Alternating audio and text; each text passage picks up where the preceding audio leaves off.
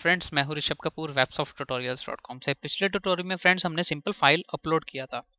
इस ट्यूटोरियल में फ्रेंड्स हम फाइल अपलोड पे कुछ कंडीशंस लगाएंगे। मींस जैसे कंडीशंस जैसे कि फाइल अपलोड साइज कितना होना चाहिए, मींस मैक्सिमम साइज कितना होना चाहिए फाइल का, फाइल की जो एक्सटेंशन है वो क्या होनी चाहिए। सपोज आप चाहते हैं कि जो यूजर फाइल अपलोड करे वो खाली जेपीजी, पीएनजी या जिफ इमेज अपलोड करे, वो कोई और फाइल अपलोड ना कर सके, तो हम इस ट्यूटोरियल में करेंगे। और मैं आपको ये भी बताऊंगा कि कैसे आप फाइल को ओवरराइट होने से बचा सकते हैं। मींस अगर सपोज मेरी फाइल का नाम है image1.jpg, अगर मैं किसी और इमेज को अपलोड करता हूँ उसका नाम भी image1.jpg है, उसमें पिछले ट्यूटोरियल में क्या प्रॉब्लम आ रही थी, जो पुरानी फाइल होती थी वो उसको ओवरराइट कर देता था। तो मैं आपको ये भी बताऊंगा कि कैसे आप इस प्रॉब्लम को सॉल्व कर सकते हैं। तो सबसे पहले फ्रेंड्स ये मैं इस कोड को हटा देता हूँ और सबसे पहले मैं कुछ वेरिएबल्स बनाता हूँ। सबसे पहले मैं वेरिएबल बनाता हूँ फाइल साइज, कि मीन्स फाइल का साइज कितना है, $_files, और सबसे पहला एलिमेंट आएगा माई फाइल और दूसरा एलिमेंट होगा साइज।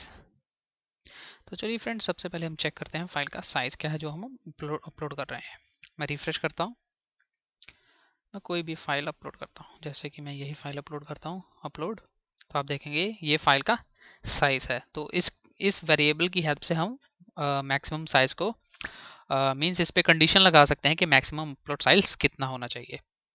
तो ये एफ साइज हो गया। तो फ्रेंड्स हम एक और वेरिएबल बनाएंगे जो कि होगा एक्सटेंशन को चेक करने के लिए। सबसे पहले मैं एफ नेम को प्रिंट करता हूँ और यहाँ पे कोई फाइल को अपलोड करता हूँ, water.jpg। तो आप देखेंगे .jpg मीन्स जेपीजी जो है इसकी एक्सटेंशन है। तो इसकी मदद से हम कंडीशन लगा सकते हैं एक्सटेंशन पे। हम चेक कर सकते हैं जो अपलोड फाइल हुई है वो कौन सी फाइल है, जेपीजी है, पीएनजी है या कोई और फाइल है। तो इसकी मदद से हम इस पे कंडीशन लगा सकते हैं।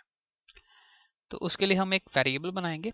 फ्रेंड्स, इसके लिए हम कुछ PHP के इनबिल्ट फंक्शंस यूज करेंगे, एक या दो फंक्शन यूज करेंगे। सबसे पहले मैं एक वेरिएबल बना लेता हूँ फाइल एक्सटेंशन, और फ्रेंड्स सबसे पहले हम इसमें एक्सप्लोड फंक्शन यूज करेंगे। एक्सप्लोड फंक्शन के बारे में फ्रेंड्स मैं आपको पिछले ट्यूटोरियल्स में पढ़ा चुका हूँ। अगर आप इसके बारे में देखना चाहते हैं तो आप मेरी प्रीवियस वीडियो को वॉच कर सकते हैं, नहीं तो मैं आपको इसके थोड़ी सी इंट्रोडक्शन दे देता हूँ। The explode function break string into an array, means ये एक स्ट्रिंग है जिसको कि एक्सप्लोड फंक्शन एरे में कन्वर्ट कर देगा। तो अभी हम करते हैं। इसके दो पैरामीटर्स होते हैं। सबसे पहला है सेपरेटर। सेपरेटर मींस हम किस चीज से इसको सेपरेट करना चाहते हैं, और दूसरा आएगा इस फाइल का नाम।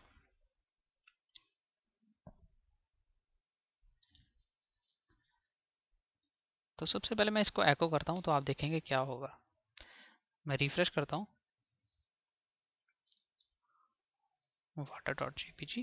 जैसे मैंने अपलोड किया तो आप देखेंगे यहाँ पे एरे आया, क्योंकि मैंने आपको पहले ही बताया था डेफिनेशन में कि एक्सप्लोड फंक्शन जो होता है वो एक स्ट्रिंग को एरे में कन्वर्ट करता है। तो एरे को प्रिंट करने के लिए हम प्रिंट आर फंक्शन यूज करेंगे।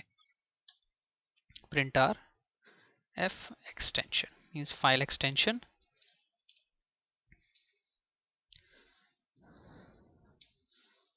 ये मैंने फाइल को अपलोड किया तो आप देखेंगे इसमें दो एलिमेंट्स आ गए।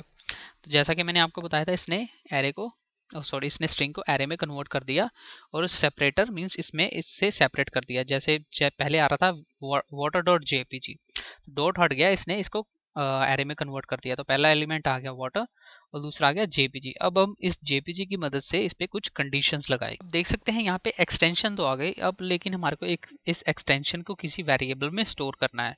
तो इसको वेरिएबल में स्टोर करने के लिए हम एक फंक्शन यूज करेंगे जो कि है जिसका नाम है एंड। तो मैं इसी वेरिएबल को यूज कर लेता हूँ, if extension equal to end. अभी मैं बताता हूँ आपको कि एंड क्या करेगा, और मैं इसको प्रिंट कर देता हूँ। मैं रिफ्रेश करता हूँ, मैं कोई फाइल अपलोड करता हूँ water.jpg अपलोड करता हूँ तो आप देखेंगे जेपीजी। तो एंड फंक्शन ने क्या किया, हम इसके बारे में थोड़ा सा पढ़ते हैं। The end function moves the internal pointer to and outputs the last element in an array। तो मीन्स जो एरे का लास्ट एलिमेंट होगा वो रिटर्न करेगा। मीन्स चाहे 4 एलिमेंट्स हैं या 5 एलिमेंट्स हैं, जो भी लास्ट एलिमेंट होगा वो उसको रिटर्न करेगा। जैसा कि मैंने आपको एक्सप्लोड फंक्शन की वैल्यू एको करके प्रिंट करके जब दिखाई थी, तो उसमें लास्ट एलिमेंट था एक्सटेंशन, तो इसने इसलिए एक्सटेंशन को प्रिंट कर दिया एंड फंक्शन ने। तो आप यहाँ पे एक और चीज यूज कर सकते हैं, आप यहाँ पे स्ट्रिंग टू लोअर फंक्शन भी यूज कर सकते हैं। वो मैं आपको बताता हूँ कि आप क्यों यूज करेंगे इसको। स्ट्रिंग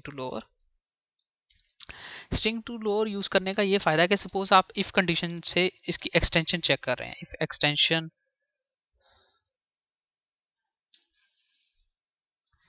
इक्वल टू जेपीजी, अगर आपने स्ट्रिंग टू लोअर फंक्शन नहीं यूज किया तो आपको इसको 2 बार लिखना पड़ेगा। If extension equal to capital JPG, क्योंकि आपने कई फाइल्स में देखा होगा उसमें कैपिटल लेटर्स में भी लिखा होता है। अगर आप इसको दोबारा दोबारा नहीं लिखना चाहते तो सबसे बेस्ट वे है आप string to lower function use करें, जो भी वैल्यू होगी उसको लोअर में कन्वर्ट कर देगा और ये इस वेरिएबल में स्टोर कर देगा। अब हम इसकी एक्सटेंशन को चेक कर सकते हैं। चलिए इस पे कुछ कंडीशंस लगाते हैं। If extension is equal to JPG और if extension equal to PNG और extension equal to GIF, means इन तीनों में से कोई भी अगर एक्सटेंशन है फाइल की तो echo right file, means file is correct, और आप कुछ भी लिख सकते हैं। Else echo you can upload JPG, PNG और GIF image only। तो चलिए टेस्ट करते हैं इसको।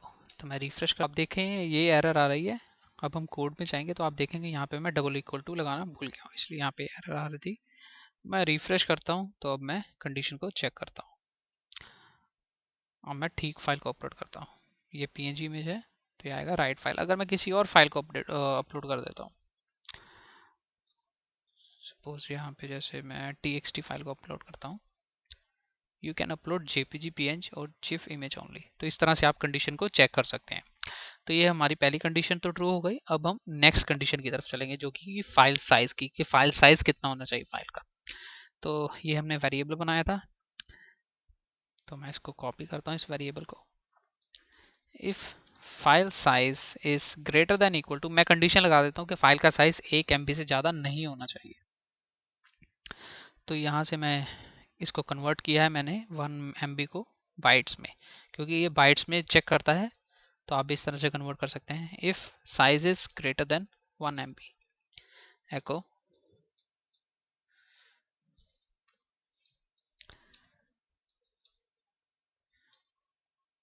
तो हम यहाँ पे लिखेंगे max file size should be 1 MB। Else में हम अपना कोड लिखेंगे जो भी मैं लिखता हूँ एको अपलोड फाइल नाउ।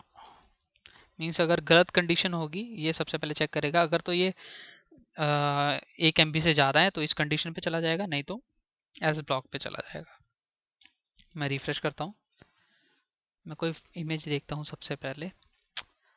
जैसे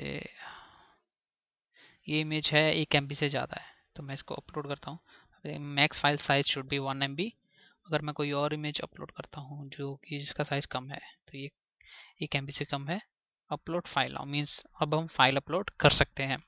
तो हमने फाइल की एक्सटेंशन चेक कर ली, फाइल का साइज चेक कर लिया। अब हमारी लास्ट जो कंडीशन रह गई है वो कि फाइल नेम, मीन्स फाइल जो है वो पुरानी फाइल को ओवरराइट ना करे कि अगर हम इसको सेम नेम से अपलोड कर दें। मीन्स अगर सपोज एक इमेज का नाम है image1.jpg, अगर कोई दूसरा यूजर आता है वो भी इस नाम से फाइल को सेव कर देता है image1.jpg, तो उस फाइल को ओवरराइट ना करे।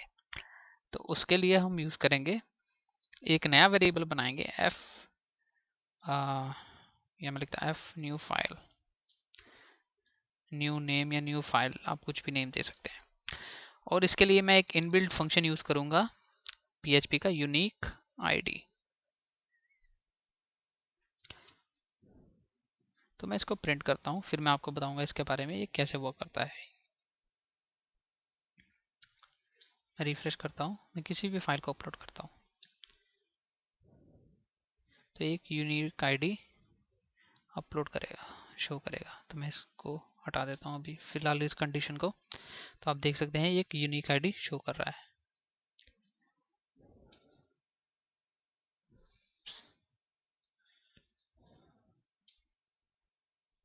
तो आप देखेंगे ये एक यूनिक आईडी शो कर रहा है। मैं इसके बारे में आपको कुछ बताता हूँ। The unique ID function generates a unique ID based on the micro time. Means ये माइक्रो टाइम के बेस पे एक यूनिक आईडी जनरेट करता है। तो अब हम क्या करेंगे, नया जो हमने वेरिएबल बनाया है उसमें क्या करेंगे, यूनिक आईडी में इसको हम कंकैटिनेट करेंगे डॉट, इसमें हम कंकैटिनेट करेंगे डॉट और फिर कंकैटिनेट करेंगे एक्सटेंशन। तो ये एक्सटेंशन तो मीन्स ये क्या करेगा, जैसे कोई नई फाइल अपलोड हुई उसको नया नाम दिया, देन डॉट और उस फाइल की जो अपलोड हुई उसकी एक्सटेंशन को ऐड कर देगा। जैसा मैं इसको पहले एको करवा के देखता हूँ तो आपको समझ आ जाएगा कि मैं किस तरह से बात कर, मतलब किस बारे में बात कर रहा हूँ। तो मैंने ये अपलोड किया तो आप देखेंगे एक नया नाम इसने जनरेट किया और डॉट जेपीजी। अगर मैं इसी फाइल को दोबारा से अपलोड करूंगा तो आप देखेंगे एक नया नाम इसको दे देगा। तो आप देखेंगे नया नाम इसने इसको दे दिया। तो इस तरह से ये फाइल को ओवरराइट नहीं होने देगा। तो अब हम अपना फंक्शन लिखेंगे। तो मैं फाइल को अपलोड करने के लिए लिखूंगा मूव अपलोडेड फाइल। तो आपको पता है जैसा हमने पिछले ट्यूटोरियल में किया था, सबसे पहले यहाँ पे मैं एक इफ कंडीशन साथ में ही लगा लेता हूँ। If file move uploaded file means अगर फाइल मूव हो जाती है, मीन्स अपलोड हो जाती है, तब हम मैसेज प्रिंट कर दें अपलोडेड। और यहाँ पे दो पैरामीटर्स आएंगे। सबसे पहले पिछले ट्यूटोरियल की तरह temporary name, temporary location sorry, और सेकंड होगा कहाँ पे हमने इसको स्टोर करना है। लेकिन पिछले ट्यूटोरियल में हमने यहाँ पे लिखा था फाइल नेम।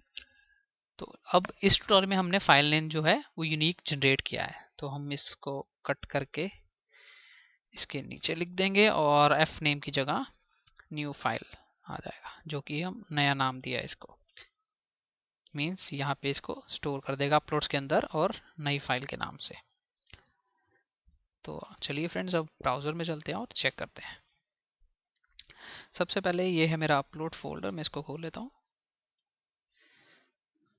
मैं ये फाइल अपलोड करता हूँ प्रिंटेबल कूपन्स 11.jpg अपलोड। तो आप देखेंगे फाइल अपलोड हो गई। अब मैं सेम फाइल को अपलोड करता हूँ प्रिंटेबल कूपन्स 11.jpg अपलोड। तो आप देखेंगे ये फाइल यहाँ पे आ गई, लेकिन इसने एक्सिस्टिंग फाइल को ओवरराइट नहीं किया। इसने क्या किया, इसको एक नया नाम दे दिया और इस फाइल को अपलोड कर दिया।